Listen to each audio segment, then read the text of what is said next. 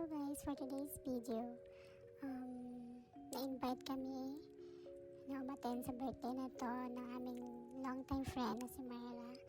Bali, 50th birthday niya na to. So, nakapunta kami, successfully naman.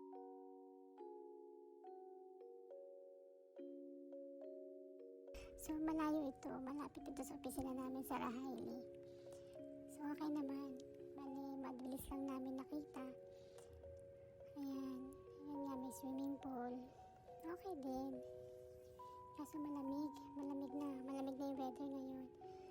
So, nandito lang muna kami sa labas kasi sa loob din, napakalamig, ang lakas ng aircon. So, dito lang muna kami, nagpainit-init lang kami. At yung kasama ko, asawa ko, tsaka yung friend niya, kasama niya sa trabaho. Umupo muna kami dyan. At ako naman, ayan, busy ang lola nyo. Nag-practice ng 0.5 na mga shot. Yan, pak, ganun. Oh, ha? Yan.